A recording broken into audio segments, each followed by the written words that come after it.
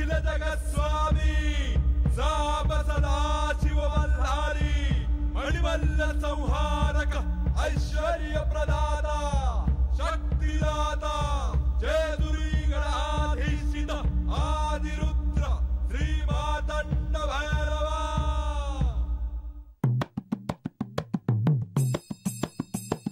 जय देवा जय देवा जय देवा जय देवा जय देवा जय शिव मातंडा।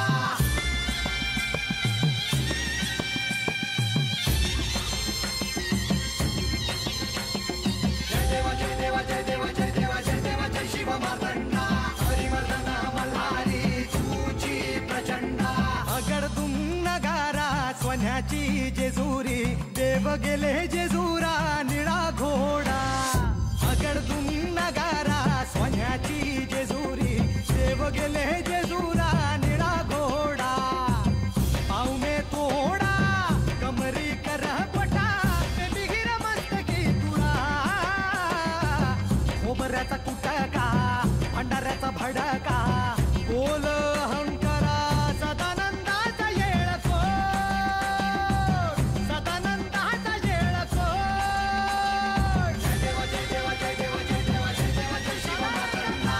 जय देवा जय देवा जय देवा जय देवा जय देवा जय शिव मातंडा। हरिवर्धन मल्हारी तूची प्रचंडा। जय देवा जय देवा जय देवा जय देवा जय देवा जय शिव मातंडा। हरिवर्धन मल्हारी तूची प्रचंडा।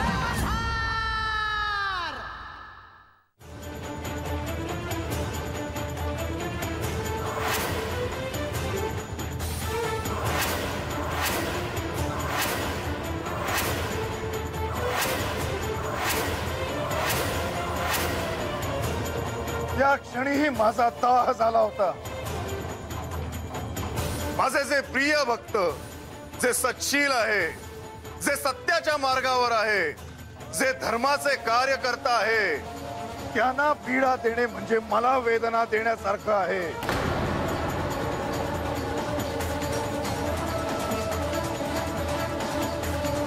मला कोणी बोल लावले तरी चालेल माझा कोणी अवमान केला तरी चालेल पण मला प्रिय असलेल्या माझ्या भक्तांची जर कोणी अवहेलना केली तर त्याची शिक्षा त्याला भोगावीच लागते। हे मी नाही माझ्यातला आदिनाथ बोलत आहे। पित्याप्रमाणे माझ्या भक्तांचा सांभाळ करणे हे माझे आद्य कार्य आहे। शुभासाठी संरक्षक आणि अशुभासाठी कर्तन काळ आहे मी। मणिमल्लांच्या कृत्यांची ही कथा ऐकता हे ध्यानात असू द्या की जेव्हा जेव्हा अधर्माचं राज्य येईल सत्यावरचा मनुष्याचा विश्वास उडेल अज्ञानी लोक ज्ञानी लोकांवर अन्याय करतील स्त्री बालकांची विटंबना होईल तेव्हा तेव्हा धर्माच्या उत्थापनासाठी आणि मनुष्याचा सत्यावरचा विश्वास कायम राहण्यासाठी मी पुन्हा पुन्हा येईन आणि अधर्माचा नाश करेन आणि सत्याच्या मार्गावर जाणाऱ्यांचे मी कल्याण करेन।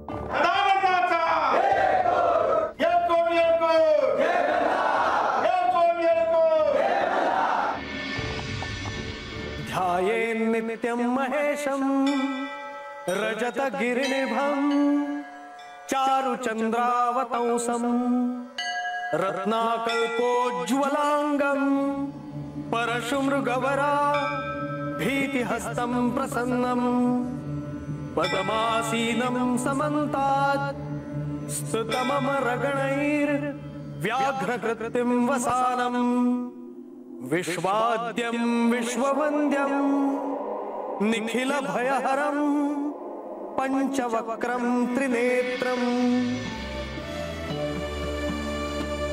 मणिमल्ल हे जरी दैत्य असले तरी एका अर्थी ती प्रतीक आहेत कारण कुठे ना कुठे कोणत्या ना कोणत्या रूपाने असत्य हे जागे राहतेच आणि वेळ येताच डोके बाहेर काढते। हे सप्त ऋषींनो तुमच्या समोर तिन्ही लोकाचा स्वामी मल्लासुर उभा आहे। माझ्या आज्ञेचा अवमान कराल तर स्वतःचीच विटंबना करून घ्याल. हे यज्ञकर्म थांबवा. तुमच्या मदतीला इथे कोणताही देव येणार नाहीये. प्रत्यक्ष इंद्र आमच्या राजसभेत उभा असतो. कुबेराने आपली संपत्ती आमच्या पायाशी ओतून टाकली आहे. असं असताना देवांना आहुती द्यायची नाही एवढंही तुम्हाला कळत नाही. थांबवा ते यज्ञकर्म. धर्मांगवे, आपल्या अहंकाराने उन्मत्त झालेल्या मणी आणि मल्लांना भविष्यात त्यांच्या कर्माची फळ मिळणारच आहे. पण त्यासाठी तुमच्यासारख्या सत्पुरुषांना मात्र अन्याय सहन करावा लागतो आहे. हे परमनियतीने जे लिहून ठेवलं आहे ते सोसण्याचे बळ देखील परमनियतीनेच प्रत्येकाला दिले आहे. ओम नमो अग्नये नमः. नमो स्वाहा. ओम नमो अग्नये नमः.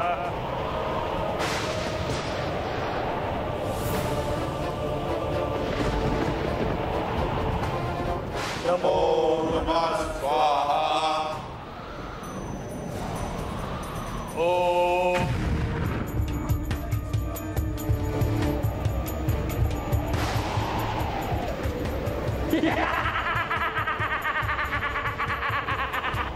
हा यज्ञ पूर्ण होईपर्यंत कुणीही स्थान सोडायचे नाही. त्या दैत्यांचे अशुभ प्रयोग तर सुरूच आहे.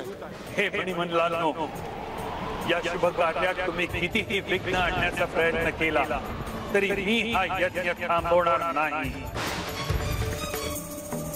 कारण तुमच्या विनाशासाठीच मी शुभशक्तींना आवाहन करीत आहे आणि त्या शुभशक्ती जागृत झाल्यावर तुमचा विनाश अटळ आहे. धर्मांगवे, तुमच्यामुळेच माझ्या कृतयुगातील मार्तंड भैरवाच्या अवतार कार्याची सुरुवात होणार आहे. तुम्ही जे कार्य करत आहात त्यांनी अनेकांना बळ मिळणार आहे. देवांना मणी आणि मल्लांशी लढायला बळ मिळणार आहे. कृतयुगात एका नव्या अध्यायाला सुरुवात होणार आहे. हे सर्व तुमच्यामुळे घडणार आहे. हे सत्य कोणीही मिटवू शकत नाही. पण त्यासाठी तुम्हाला मात्र खूप काही सोसावं लागणार आहे आणि हेच परम नियतीने लिहून ठेवलं आहे. ओम नमो अग्नये नमः. नमो नमः स्वाहा.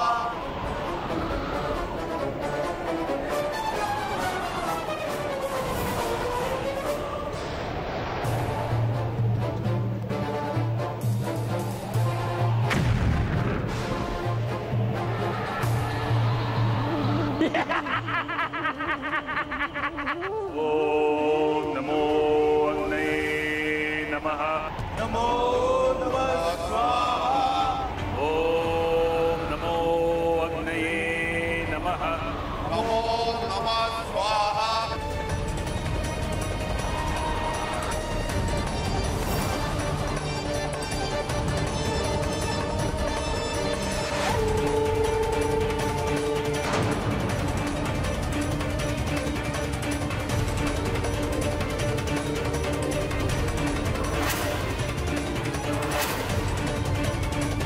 ह्या कृतयुगात केवळ मणी आणि मल्लांचा वध करणे हेच माझ्या अवतार कार्याचे प्रयोजन नसेल, तर धर्माच्या पुनरुत्थानासाठी त्याचे महत्व सर्वदूर पोहोचवण्यासाठी मला हा अवतार धारण करायचा आहे.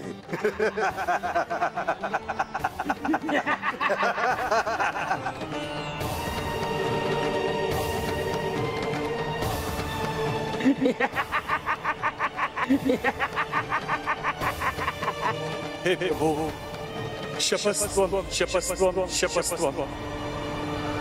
हे प्रभु, हे देवी देवतांनो, हे पंचमहाभूतांनो, हा यज्ञ सफल होऊ शकला नाही तरी मी धर्मपुत्र धर्मांगवीर, माझे हे 6 बंधू आणि त्यांचे कुटुंबीय यांना आपण क्षमा करावी, क्षमा करावी, क्षमा करावी. सप्तऋषींनो, आता या भूतलावर केवळ आणि केवळ एकाच शक्तीची उपासना होईल, मणी आणि मल्लाची.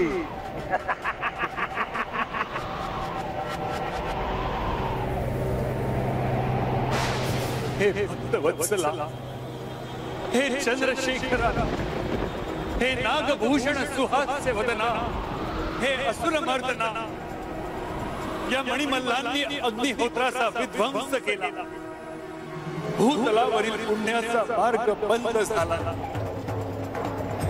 स्वर्गातील इंद्रही यांचा सेवक झाला.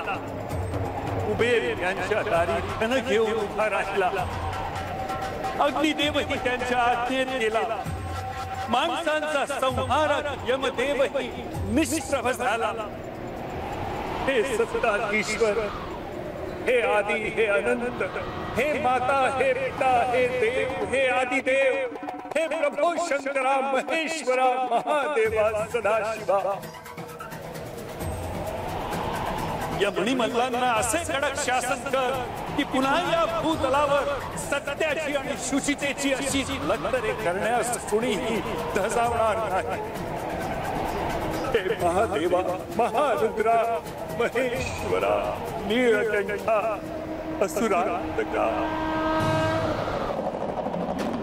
आता लवकरच कृतयुगात एक नवीन अध्याय लिहिला जाणार. तुम्ही असताना असं का होऊ दिलत? सचिल माणसांची अशी अवहेलना, विटंबना का झाली? तुम्ही तात्काळ तिथे धावून का नाही गेलात? अशा नराधमांना त्या क्षणी असे शासन करायला हवे होते की भविष्यात असे धाडस कोणीही करू पाहणार नाही.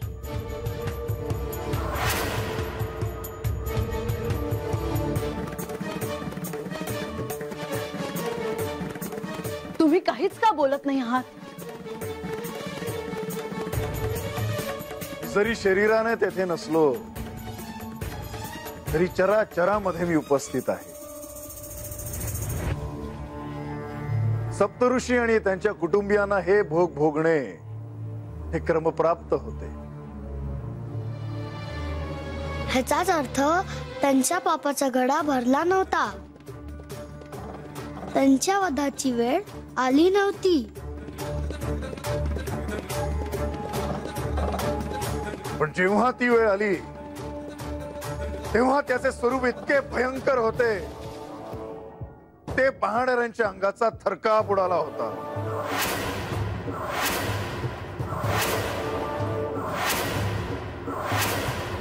मुनिवर, साऱ्या सृष्टीत तुम्ही भ्रमण करता, मग त्यावेळी तुम्ही कुठे होतात? त्या प्रसंगानंतर मी मणिमल्लांकडे गेलो.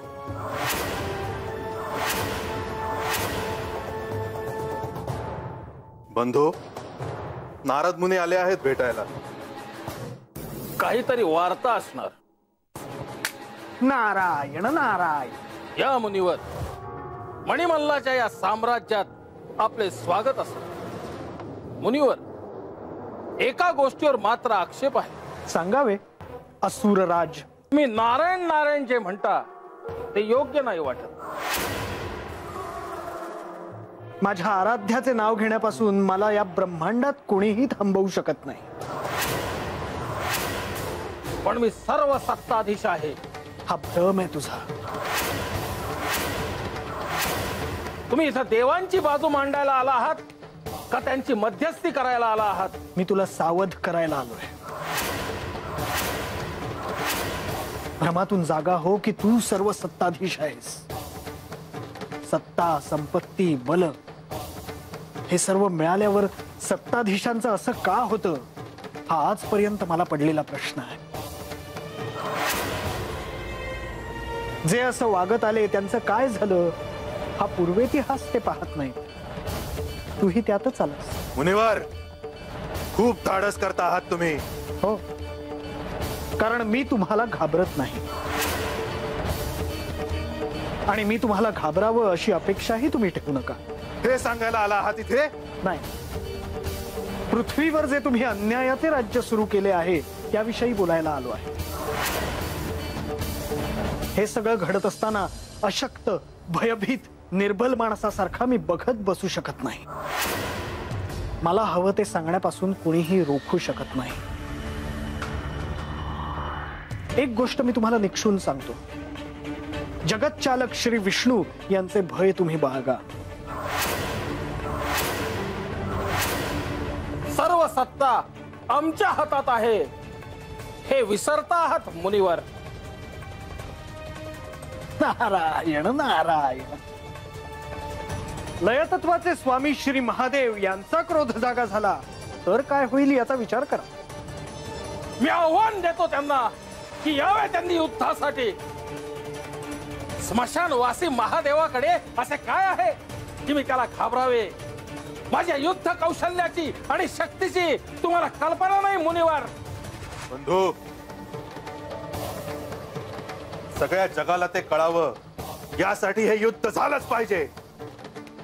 नारायण नारायण. असे युद्ध झाले तर तुमचा पराभव निश्चित आहे.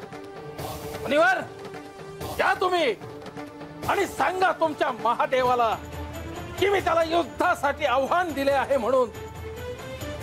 युद्धभूमीवर आता मी त्याचे काय करतो हे पाहालच तुम्ही. नारायण नारायण.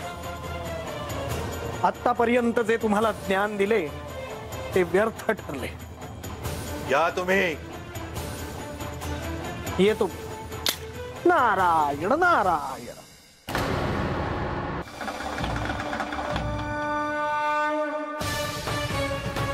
बंद करा ते यज्ञ कर्म.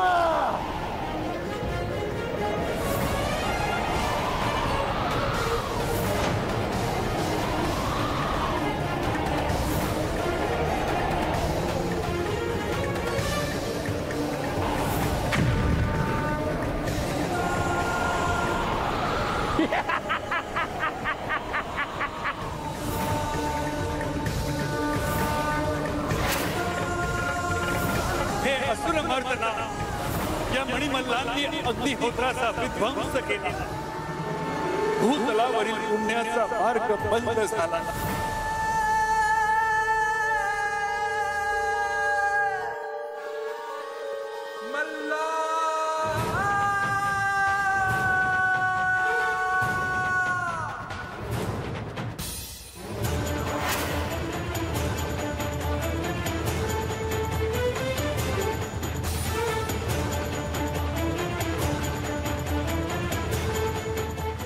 देवी, देवी, मी तुम्हालाच भेटायला येत होते.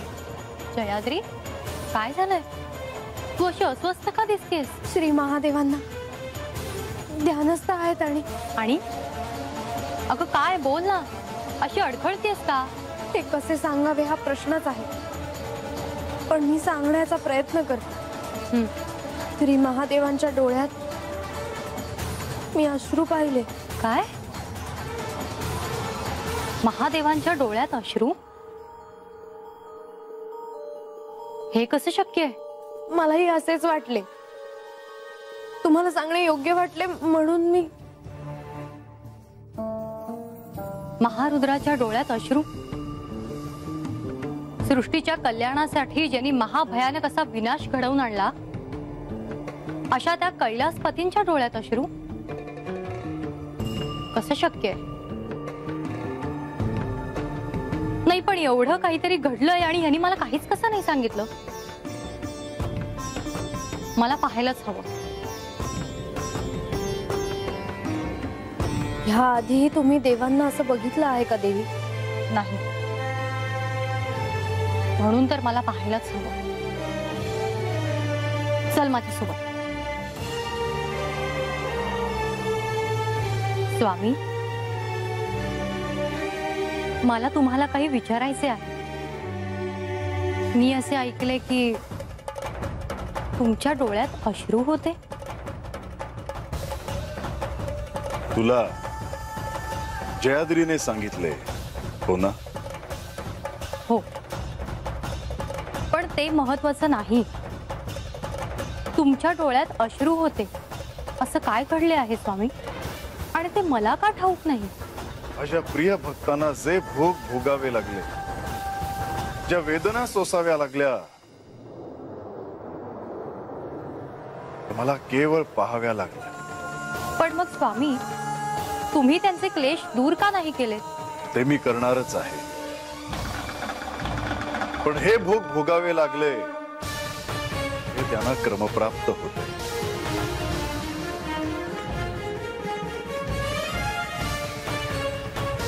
आता कैलासात माझा अल्प काळ उरला आहे. स्वामी, तुम्ही कुठे निघाला आहात का? देवी, तू काही विसरते आहेस का? ऋतुयुगाचा आरंभ होतो आहे. सर्वदूर जे अशुभ साचले आहे ते दूर करायचे आहे. सर्वत्र भयाचे जे साम्राज्य पसरले आहे तिथे सर्वांना निर्भयपणे जगता येईल असे काही करायचे आहे. जे अशांत आहे ते शांत करायचे आहे. शांत करायचे आहे.